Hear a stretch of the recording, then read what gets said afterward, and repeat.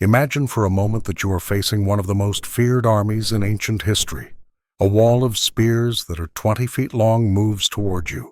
The ground shakes under the feet of thousands of soldiers marching together perfectly. This is the Macedonian Phalanx, the same battle formation that Alexander the Great used to conquer the known world. For more than 100 years, no army on earth could stop it when fighting it head-on. But on a cloudy morning in the year 197 BC in the hills of Thessaly, this unbeatable army would be tested like never before. What happened that day would forever change military history and decide which power would control the Mediterranean for the next 600 years. This is the story of the Battle of Cynoscephalae, where a secret weapon destroyed what seemed impossible to destroy. If you enjoy fascinating stories about battles that changed the world, subscribe so you don't miss any episodes. To truly understand what happened on that battlefield, we must first travel back in time. We must go back more than a century to understand exactly what made the Macedonian Phalanx so special and why it was considered completely unbeatable. The story begins with a man who would forever change the art of war. His name was Philip II of Macedon, father of the legendary Alexander the Great. When Philip became the Macedonian king in 359 BC, he inherited a weak, divided kingdom that was constantly threatened by its neighbors. Macedonia was looked down upon by the great Greek city-states of the south. Athens and Sparta thought the Macedonians were little more than barbarians from the north, but Philip had a vision. He had spent years as a prisoner in Thebes during his youth, where he had seen military innovations firsthand. There he studied the traditional Greek phalanx, a formation of heavily armed soldiers who fought shoulder to shoulder with spears and large shields. But Philip saw the problems with this formation. The shields were too heavy, the spears were too short. The formation was too stiff, so he began to imagine something different, something revolutionary. When Philip returned to Macedonia, he started a military transformation that would shock the ancient world.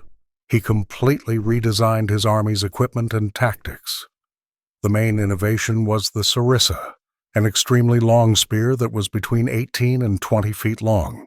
To help you understand, traditional Greek hoplite spears were about 8 feet long. The sarissa was more than twice that length. This meant Macedonian soldiers could hit the enemy from a distance that made it almost impossible for the enemy to hit back. When the Macedonian phalanx moved forward, the first 5 rows of soldiers could point their sarissas forward, creating an absolutely impenetrable forest of spearheads.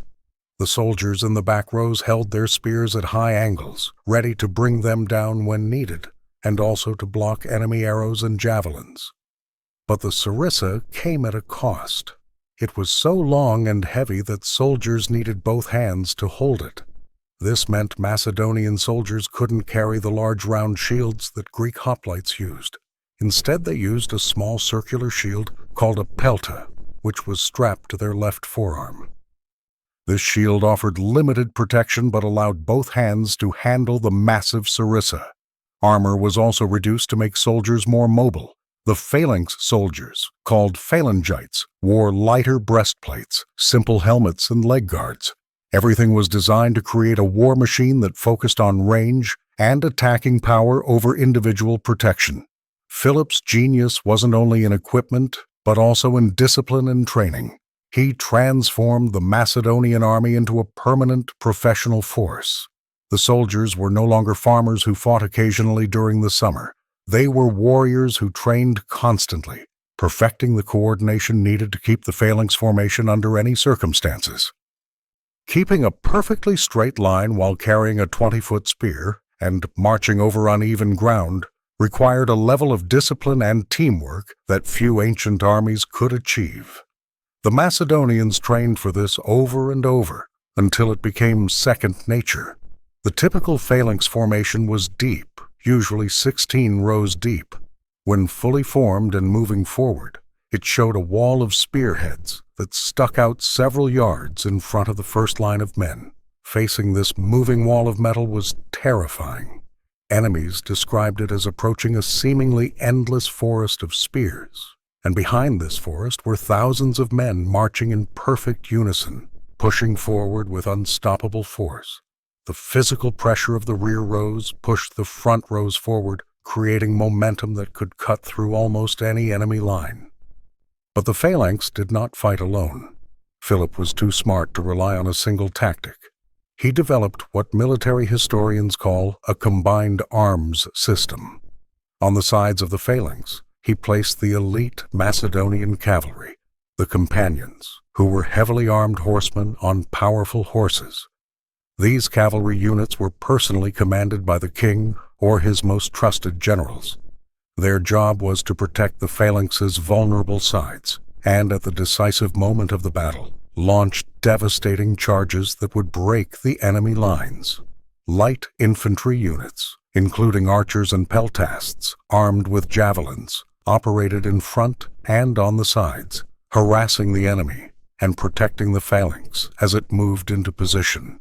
This combination of different types of troops, each with its own specific role, created a military machine of unprecedented efficiency, and it worked spectacularly. Philip used his new army to conquer all of Greece.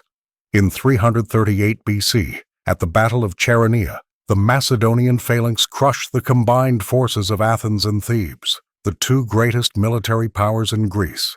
It was a shocking display of military superiority. The Greek city-states, which had dominated the Mediterranean world for centuries, were humbled by this northern kingdom they had previously looked down upon. When Philip was assassinated in 336 BC, his son Alexander inherited not only a kingdom, but also the finest military machine in the known world. And Alexander would use this inheritance to achieve conquests that still seem nearly impossible today. In just 13 years, Alexander conquered the largest empire the world had ever seen. He defeated the vast Persian Empire, conquered Egypt, marched to the borders of India, and founded cities that would bear his name throughout the known world. And in each of these conquests, the Macedonian Phalanx was at the center of his strategy. At the Battle of the Granicus in 334 BC, the Phalanx held the center, while Alexander led his cavalry in a decisive charge. At the Battle of Issus a year later, they faced vastly superior Persian infantry and utterly destroyed them. But it was at the Battle of Gaugamela in 331 BC that the Phalanx demonstrated its supremacy most dramatically. On that plain near the Tigris River, Alexander faced the largest army ever assembled by the Persian Empire. The Persian king Darius had over 200,000 men, including fearsome bladed chariots, war elephants, and the elite Persian cavalry. Alexander had perhaps 50,000 men. The Persians attacked with everything they had. Their bladed war chariots advanced at top speed, designed to cut through enemy lines like scythes through wheat. But the Macedonian Phalanx simply opened gaps in their formation, allowing the chariots to pass harmlessly between their ranks, where they were destroyed by the reserve infantry. When the Persian cavalry tried to attack from the side, they were held back by the Macedonian cavalry. And in the center, the Phalanx continued its unstoppable advance, marching forward with their sarissas extended, smashing everything in their path. The battle ended in a complete Macedonian victory, and Darius fled the battlefield. The world's greatest empire had been defeated by a military innovation that fundamentally changed the nature of warfare. After Alexander's death in 323 BC, his empire was divided among his generals in a series of brutal wars that would last decades. These generals, known as the Diadochi, his successors, fought fiercely for control of different parts of Alexander's empire. But they all had one thing in common: the Macedonian Phalanx. It was the basis of all their armies. The Hellenistic kingdoms that emerged from this period, including Ptolemaic Egypt, the Seleucid Empire, and the Kingdom of Macedonia, all based their military forces on the Phalanx. Throughout the 3rd century BC, the Phalanx continued to dominate the battlefields of the eastern Mediterranean. But while the Hellenistic world was absorbed in its own internal wars, something was changing in the West. A new power was emerging on the Italian peninsula, a city that would begin to project its power far beyond its original borders. That city was Rome, and the Romans were developing their own military system, which would be tested repeatedly in the brutal wars of the Italian peninsula. At first, Rome used a Greek-style phalanx, but the conditions of Italy, with its rugged hills and constant fighting against diverse enemies, forced the Romans to adapt their tactics. The Roman army underwent a gradual transformation over several centuries. Around the 4th century BC, the Romans began to abandon the rigid phalanx in favor of something more flexible. They developed the maniple system, where the army was divided into smaller units called maniples. Each maniple had about 120 men and could move independently. This allowed the Roman army to adapt to terrain and circumstances in ways that the rigid phalanx simply could not. The maniples were organized in 3 lines, the hastati in front, the principes in the middle, and the veteran triarii in the rear. This 3-line formation gave the Roman army unprecedented depth and flexibility. The individual Roman soldier, the legionary, was armed very differently from the Macedonian phalangite. He carried a large rectangular shield called a scutum, which covered most of his body. This shield was made of layers of wood covered with leather and canvas with a metal rim.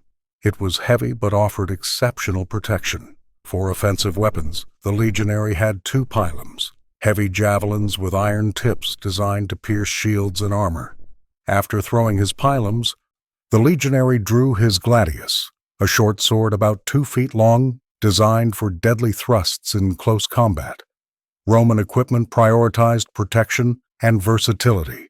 With his large shield and armor, the legionary was well protected against frontal attacks. But he also had freedom of movement.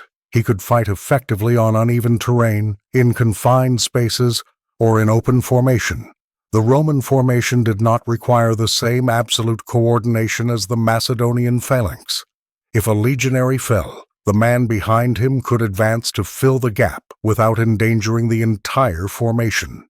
The Romans trained their soldiers to fight both in formation and individually, something the phalangites simply did not do.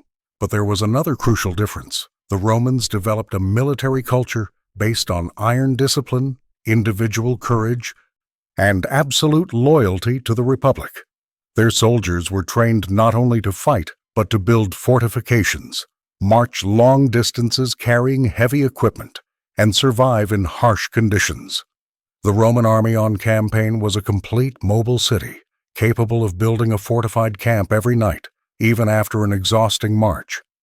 This combination of military and engineering skills made the Romans formidable foes in any prolonged campaign. During the 3rd century BC, Rome and the Hellenistic world remained largely separate, each focused on its own wars. Rome was fighting for survival against Carthage in the Punic Wars, while the Hellenistic kingdoms continued their endless dynastic disputes. But it was only a matter of time before these 2 spheres of influence collided, and when they did, the question would be decided. Whose military system was superior? The Macedonian phalanx with its long sarissas and impenetrable formation, or the Roman legion with its flexibility and adaptability? The first significant encounter occurred in 280 BC, when Rome engaged in a war in Illyria, on the eastern shore of the Adriatic Sea. There, the Roman legions faced armies organized in the Hellenistic style for the first time. The results were inconclusive but worrying for the Romans. The phalanx proved to be a formidable force, especially in open terrain, but the Romans also noted vulnerabilities. The phalanx was powerful when it maintained its formation, but seemed less effective when that formation was disrupted. The true test would come a few years later when Rome would be drawn into conflict with the most powerful kingdom in the Hellenistic world. That kingdom was Macedonia, now ruled by Philip Fiffer, a direct descendant of the line that had created the phalanx. Philip was ambitious and viewed Roman influence in the eastern Mediterranean with alarm. He had even formed an alliance with Hannibal of Carthage during the Second Punic War, hoping that Rome would be destroyed by the Carthaginian general. But Rome survived and now turned its attention eastward, tensions between Rome and Macedonia escalated rapidly. Philip was aggressively expanding his power in Greece and the Aegean Sea, intimidating Greek city-states and threatening Rome's allies. Several Greek cities, including Athens and Rhodes, appealed to Rome for protection. The Roman Senate, always sensitive to threats against its allies and seeing an opportunity to extend its influence, decided to act. In 200 BC, Rome declared war on Macedonia. This would be called the Second Macedonian War, and it would determine whether Rome or Macedonia would dominate the eastern Mediterranean. The early years of the war were inconclusive. The Roman commander Publius Sulpicius Galba invaded Macedonia in 199 BC, but failed to force a decisive battle. Philip was an experienced general and avoided combat in unfavorable circumstances. He used Macedonia's mountainous terrain to his advantage, retreating when pressed and attacking when he saw opportunities. The Roman legions found themselves fighting in hostile country on unfavorable terrain against an enemy that refused to engage in decisive combat. But in 198 BC, Rome sent a new commander to Greece. His name was Titus Quinctius Flamininus, and he would be the man who would finally confront the legendary Macedonian Phalanx in decisive battle. Flamininus was one of the most brilliant aristocrats of his generation. He had served with distinction during the Second Punic War and was known for his intelligence, diplomacy, and military skill. At 32, he was exceptionally young to command a consular army, but the Senate recognized his talent and gave him command. Flamininus arrived in Greece with reinforcements and a plan. He understood that simply chasing Philip through the Macedonian mountains was a losing strategy. Instead, he began a combined diplomatic and military campaign. He courted the Greek city-states, presenting Rome as the liberator from Macedonian tyranny. Many cities, tired of Philip's rule, began to switch sides. At the same time, Flamininus pressed on militarily, invading Thessaly, the breadbasket of Macedonia. Philip realized he could no longer avoid battle. If he lost Thessaly, he would lose the ability to feed his army. He marched south with his entire army, determined to drive out the Romans. Both armies moved through Thessaly in the spring of 197 BC, searching for each other, each commander hoping to find a favorable location for battle. Fate would intervene in the hills near the town of Skotusa. The area was known as Cynoscephalae, meaning dogs' heads, in Greek, because of the rocky hills that supposedly looked like dogs' heads when viewed from a distance. It was uneven terrain, with low hills and valleys. Not exactly the kind of location either commander would have chosen for battle. The Phalanx worked best on flat terrain, where it could maintain its formation and advance in a straight line. The Roman legions, though more adaptable, still preferred more open terrain for their maneuvers. On the morning of 197 BC, a thick fog covered the Cynoscephalae hills. Neither commander knew exactly where the enemy army was. They had camped the night before, unaware of how close they were to each other. Philip sent a reconnaissance force of cavalry and light infantry to occupy the hilltops and gather information about the Roman position. Flamininus, operating under the same fog of uncertainty, also sent his own reconnaissance troops to the top of the mist-covered hills. These reconnaissance forces unexpectedly ran into each other. What began as a light skirmish quickly escalated. Both sides sent reinforcements. The Macedonian cavalry initially had the upper hand, pushing the Romans back, but Flamininus responded by sending more light troops and a few legionary maniples.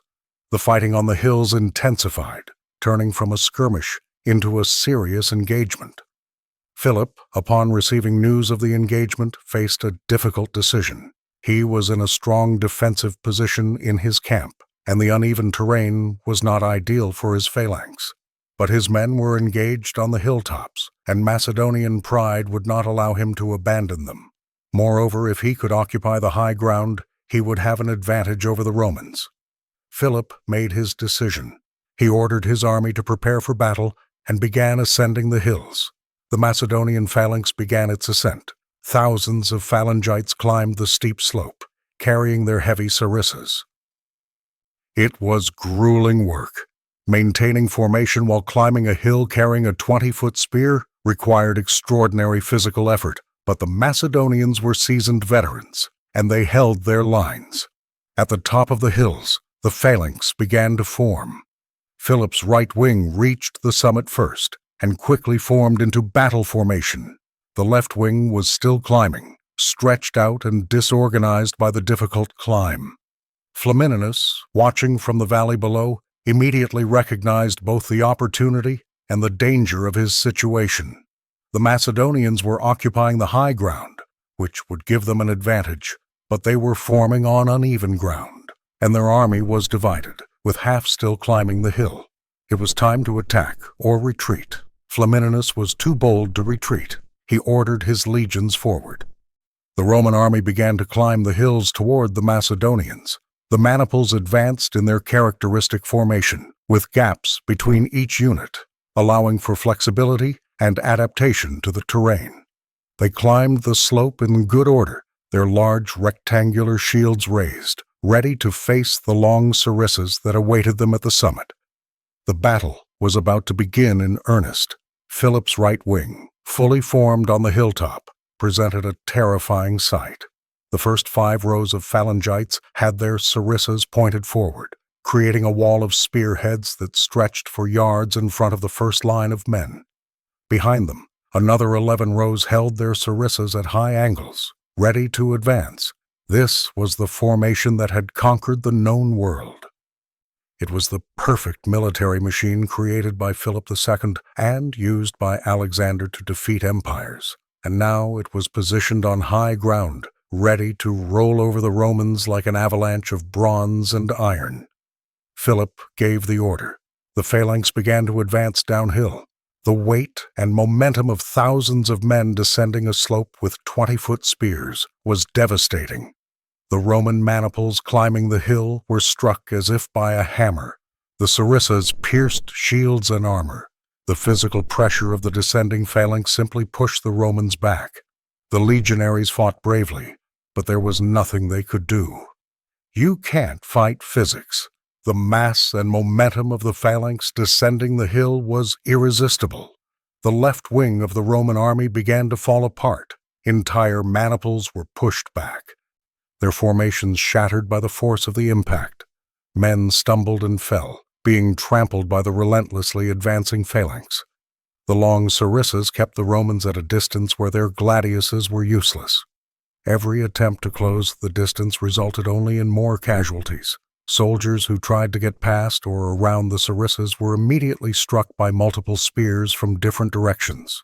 It was like trying to fight a forest of metal spikes. Flamininus, watching his left wing collapse, must have felt a moment of pure terror. This was the phalanx that had conquered the world. This was the formation that had never been defeated in frontal combat, and now it was destroying his army.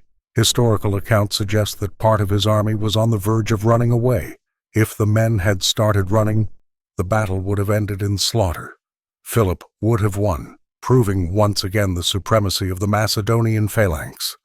But while Philip's right wing was destroying the Romans with devastating success, the Macedonian left wing was still struggling to organize itself. Remember, the climb had been difficult, and this part of the Macedonian army was still arriving at the top of the hill, stretched out and disorganized. The phalanx required time to form properly. The phalangites needed to align their rows, adjust their spacing, and coordinate their sarissas.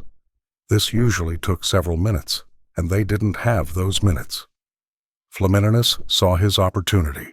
While his left wing was being destroyed, the Roman right wing faced Macedonians who were not yet fully formed.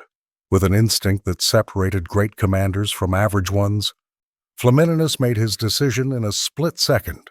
He ordered his right wing to attack immediately, before the Macedonians could complete their formation.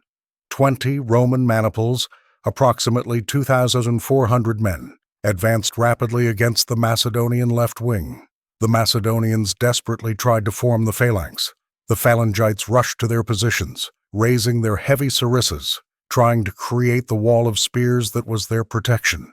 But they lacked space, lacked time, and were on uneven terrain that made perfect formation impossible. Some men's sarissas clashed with others. Gaps appeared in the lines. The perfect coordination that the phalanx required simply wasn't there. The Romans struck before the formation was complete, and when they did exactly what their training had prepared them for. The maniples didn't try to fight the sarissas head-on where they were longest. Instead, they moved around the sides and through gaps in the disorganized formation. They approached from the side, where the long sarissas could no longer reach them, and once they were close, the phalanx was virtually defenseless. Think about the Macedonian phalangite's equipment. He carried a 20-foot sarissa that required both hands. His small shield was strapped to his forearm, offering minimal protection. He had no sword for close combat, or, if he did, it was a short weapon, not good for serious self-defense. The entire system depended on keeping the enemy away with the sarissa. Once the Roman legionaries were close, within range of the sarissas, the phalangites were virtually defenseless. The Roman legionaries, on the other hand, were trained precisely for this type of combat. With their large scutum shields, they could block desperate attacks. With their gladius, they could deliver deadly stabs under enemy shields into exposed thighs, stomachs, and throats. In close combat, a well-trained legionary was devastating, and now there were hundreds of them among the disorganized Macedonians. The Macedonian left wing began to collapse. The phalangites, unable to use their long sarissas effectively, began to retreat. Some dropped their sarissas and tried to fight with knives or bare hands, but against fully armed legionaries, they had no chance. The retreat quickly turned into a panicked flight. Men began running downhill, trying to escape the onslaught, but the Macedonian right wing still continued to advance victoriously, pushing the Romans back. Philip could still win the battle if he could completely break the Roman left wing before his own left wing collapsed. The battle had split into two separate fights, with each side winning one wing. The final outcome would depend on which collapse would be complete first. It was at this moment that something extraordinary happened, something that would demonstrate the true genius of the Roman military system. An unnamed Roman tribune commanding 20 maniples on the Roman right wing took an initiative that would change the course of the battle. Seeing that the Macedonian left wing was in complete flight, he made a decision on his own, without waiting for orders from Flamininus. Instead of chasing the fleeing Macedonians, which would have been the natural instinct, he rallied his maniples and led them in a movement that would demonstrate the superior flexibility of the Roman legions. He marched his 20 maniples across the hill, bypassing the center of the battle, and attacked the rear of the victorious Macedonian right wing. This was something the rigid structure of the phalanx simply could not do. The phalanx could only advance forward. It lacked the flexibility to change direction quickly, especially while engaged in frontal combat. But the Roman maniples were independent units that could maneuver separately. They could change direction, reform, and attack from new angles, all while maintaining their cohesion and combat effectiveness. The Macedonian right wing, which had been destroying the Romans in front of it, suddenly found itself attacked from behind. The confusion was instant. The phalanx was not designed to fight in two directions. The sarissas pointed forward against the enemy in front. There was no way to quickly turn them to face a new threat from behind. The phalangites in the rear rows tried to turn, but it was virtually impossible. Imagine trying to turn while holding a 20-foot spear while squeezed between hundreds of other men doing the same. The sarissas collided with each other. The carefully maintained formation fell apart into chaos. The Roman legionaries attacked the exposed rear guard with brutal efficiency. They struck the phalangites from behind and the sides, where they had no protection. Their small shields were useless against attacks from unexpected directions. The phalangites tried desperately to reorganize, but the confusion was total. Some men tried to turn to face the new threat, further breaking the formation. Others continued pressing forward, still intent on destroying the Romans in front of them, unaware of the disaster unfolding behind them. The Macedonian right wing, which moments before had been on the verge of complete victory, was now being attacked from two sides at once. The Romans in front of them, who had been retreating, realized what was happening and renewed their attack with new energy. Pressed from front and rear, the Macedonian formation collapsed. The phalanx so powerful when intact and advancing in a straight line, became a disorganized mass of confused men fighting individually for survival. The collapse spread like a virus through the Macedonian ranks. Men began to drop their heavy sarissas, which were now more obstacles than weapons. Some tried to surrender, raising their hands. But in the chaos of battle, few Roman legionaries were willing to take prisoners. The Macedonian discipline, so impressive minutes before, evaporated completely. What had been a perfectly coordinated military machine became a mob of terrified individuals trying to escape. Philip, watching from his position, saw his army fall apart before his eyes. The Macedonian king was a brave soldier and had personally led many victorious charges in previous battles, but even he could see that the battle was lost.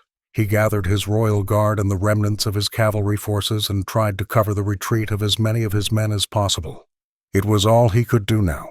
The battle had turned into a massacre. The Romans pursued the fleeing Macedonians across the Cynoscephalae hills.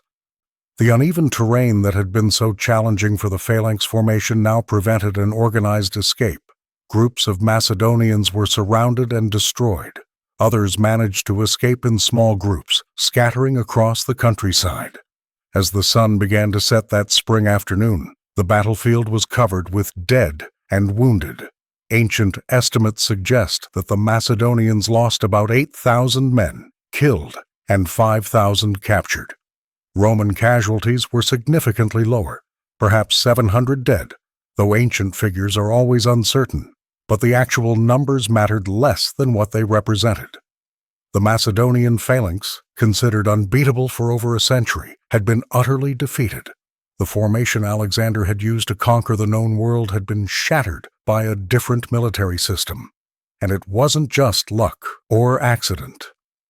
It was the result of fundamental advantages the Roman legion held over the phalanx. Now we can finally fully reveal the secret weapon that destroyed the Macedonian phalanx. It wasn't a specific device or new technology. It wasn't a special type of sword or armor. The secret weapon was the Roman maniple system itself, the organization of the army into independent maniples that could maneuver separately while staying organized. It was flexibility, the ability to adapt to uneven terrain, the ability to respond quickly to changing situations. It was training that allowed a tribune to take the initiative and execute a complex maneuver without waiting for orders from the supreme commander. The phalanx was powerful, but it was also fundamentally rigid. It worked magnificently under ideal conditions: flat terrain, full formation, enemies attacking head-on. But when these conditions were not present, when the terrain was uneven, when the formation was disrupted, when attacks came from unexpected directions, the phalanx became vulnerable. And once its formation was broken, individual phalangites with their specialized equipment designed only for fighting in formation were largely defenseless. The Roman legion, on the other hand, was adaptable. Maniples could fight on uneven terrain, they could reform quickly after interruptions, they could maneuver independently to take advantage of opportunities or respond to threats. And individual legionaries were trained for combat in a variety of circumstances, not just fighting in rigid formation. With their large shields and gladiuses, they were effective both in formation and in individual combat. The Battle of Cynoscephalae demonstrated another Roman advantage: decentralized initiative. The tribune who attacked the Macedonian rearguard wasn't following a pre-made plan. He saw an opportunity and made a split-second decision. The Roman system encouraged and rewarded this kind of initiative. Mid-level commanders were trained to think tactically and make independent decisions. The Macedonian phalanx, on the other hand, relied on centralized command. It required perfect top-down coordination. When that coordination broke down, the entire system failed. There's also the issue of terrain. The Mediterranean world is mostly mountainous and uneven. There are relatively few places where large armies can meet on perfectly flat plains. The Macedonians and other Hellenistic armies always looked for such locations for their battles, because that's where the phalanx worked best. But you can't always choose where to fight. The Romans, with their more adaptable system, could fight effectively on a much wider range of terrain. After Cynoscephalae, the war continued for another year, but its outcome was already determined. Philip had lost his best army and lacked the resources to immediately build another. He was forced to accept humiliating peace terms. Macedonia had to withdraw from all Greek cities, surrender its fleet, pay a massive fine, and reduce its army to 5,000 men. The powerful kingdom that had dominated Greece for nearly a century and a half became a client state of Rome. But the history of the Macedonian phalanx did not end with Cynoscephalae. There would be another, even more decisive test decades later. In 168 BC, Philip I's grandson Perseus tried to restore Macedonian greatness. He built another army based on the phalanx and challenged Rome again. The Third Macedonian War reached its peak at the Battle of Pydna in 168 BC, where the Roman consul Lucius Aemilius Paulus faced the renewed Macedonian phalanx. The Battle of Pydna provided further confirmation of Cynoscephalae's lessons. Initially, the Macedonian phalanx again demonstrated its terrifying power.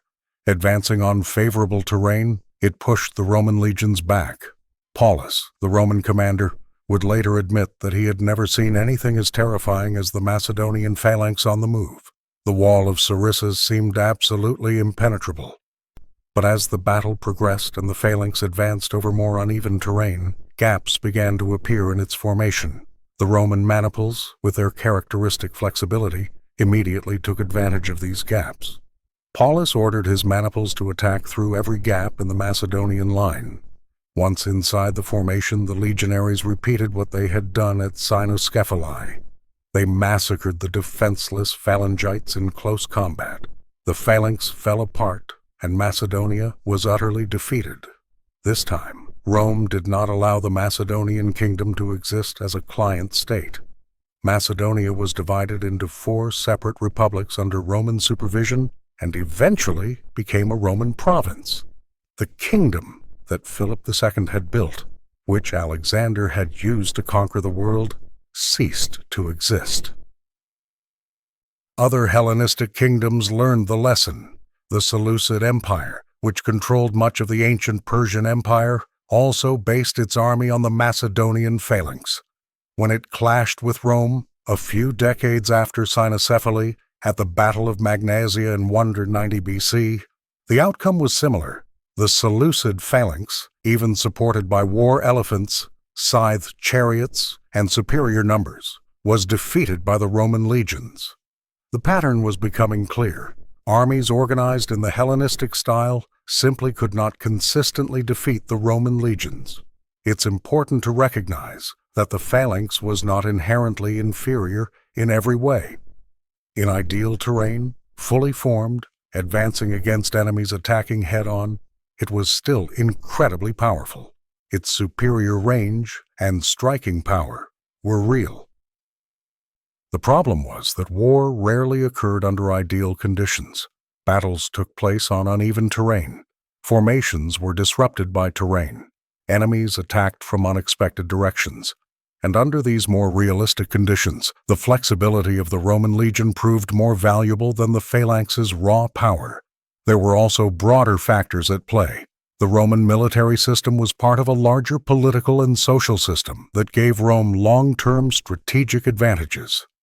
Rome had a large citizen population that could be drafted into the army. The Republic could absorb defeats and quickly build new armies, as it had demonstrated during the Punic Wars against Hannibal. The Hellenistic kingdoms, ruled by narrow dynasties with often unhappy populations, lacked the same strategic resilience. Rome was also better at bringing conquered peoples into its system. Italian allies provided auxiliary troops that significantly increased Roman military power. Over time, many of these allies would become full Roman citizens, further strengthening the state. The Hellenistic kingdoms, on the other hand, remained essentially empires of conquest, with a Macedonian or Greek ruling elite governing native populations that remained culturally distinct and often resentful.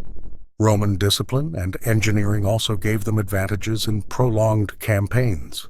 The Roman army could operate far from home for years, building fortifications establishing supply lines, and besieging fortified cities. Hellenistic armies excelled in decisive battles, but were less effective in prolonged operations. This distinction became increasingly important as wars became long-term strategic conflicts rather than single battles. Cynoscephalae marked a turning point in military and political history.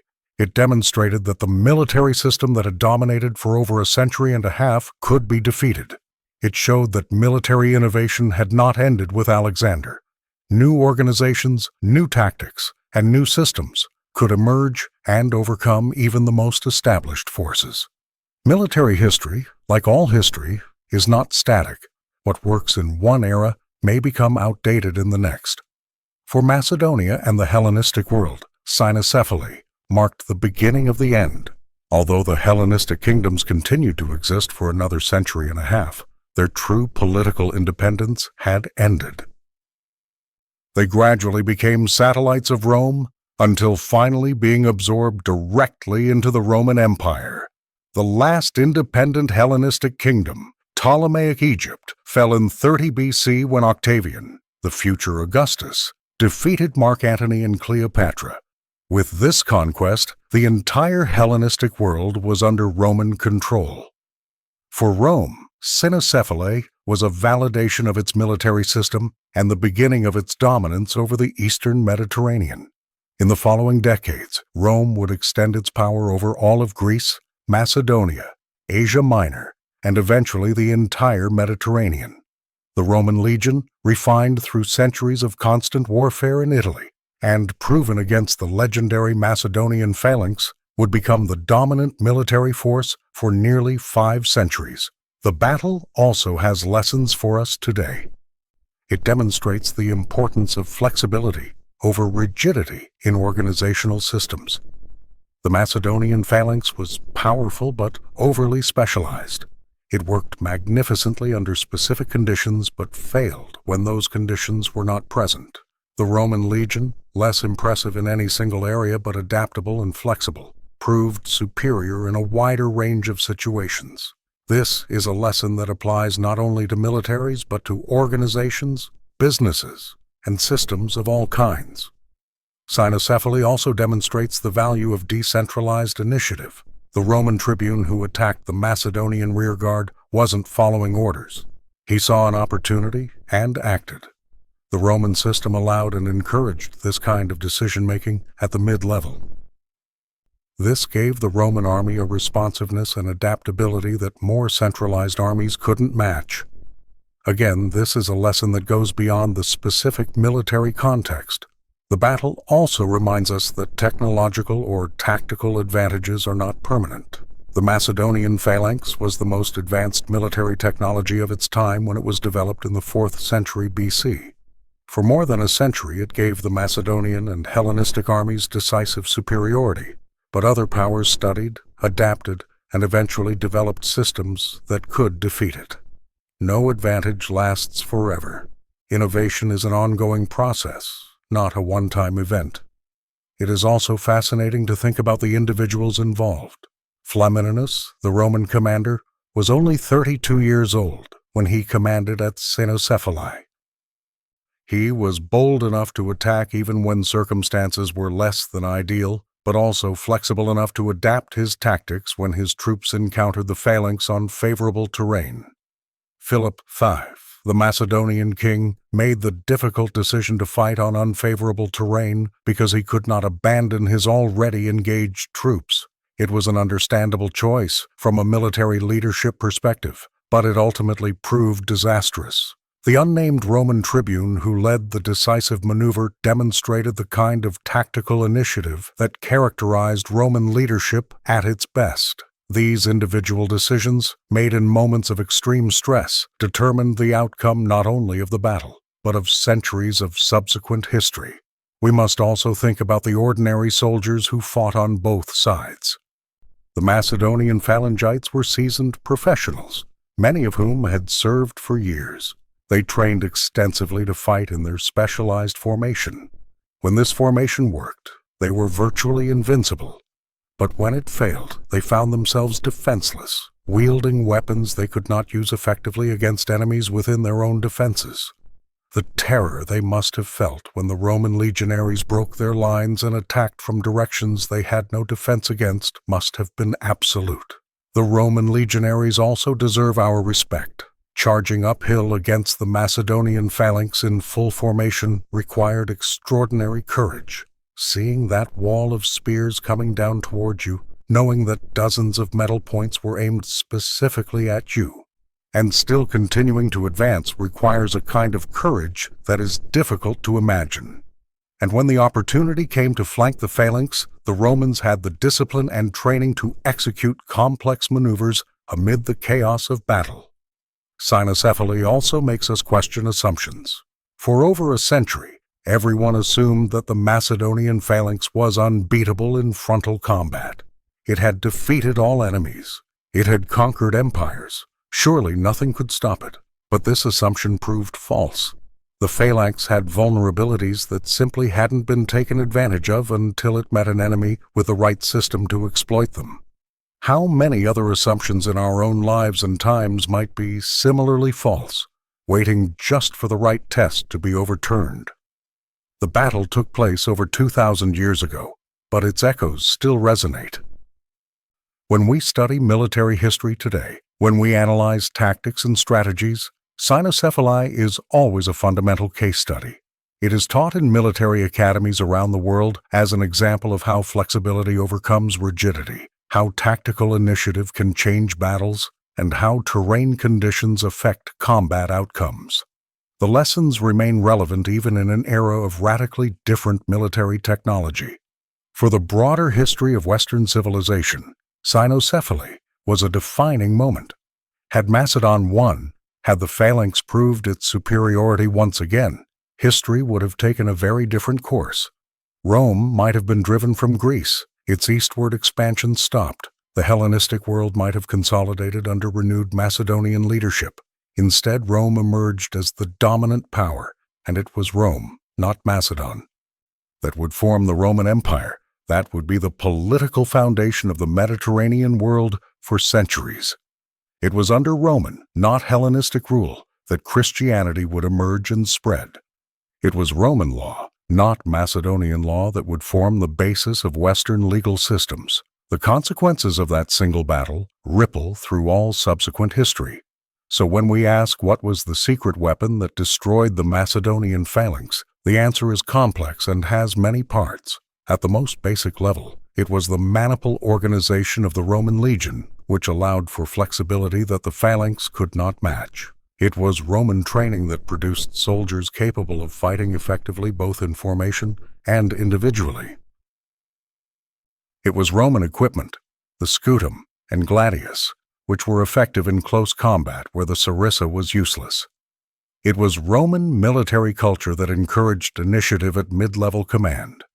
It was Rome's strategic resilience that allowed it to absorb setbacks and keep fighting.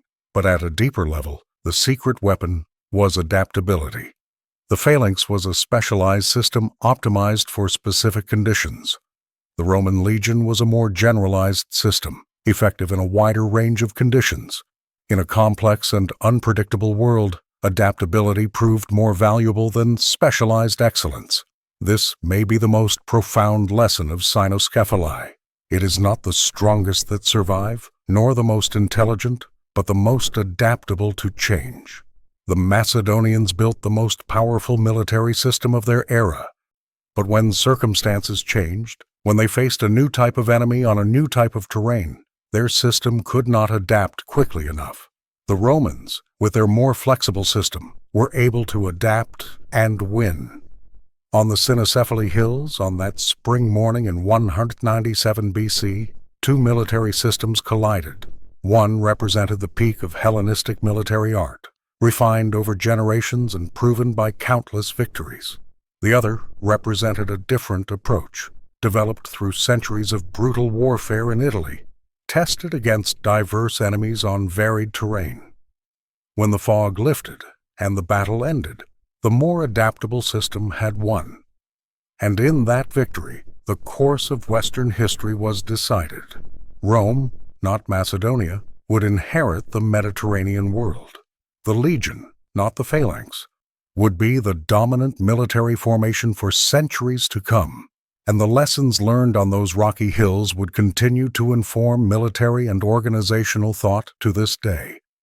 This is the story of the Battle of Cynoscephalae, where the secret weapon of flexibility destroyed the seeming invincibility of the Macedonian phalanx, and where the future of Western civilization was forged in the fires of combat. As we reflect on these monumental events that shaped our civilization, we are reminded that behind every battle, every human decision, every moment that changes the course of history, there is a greater providence. Men plan their strategies, build their weapons, and march to war. But it is the Lord God who, in His infinite wisdom, guides the destinies of nations.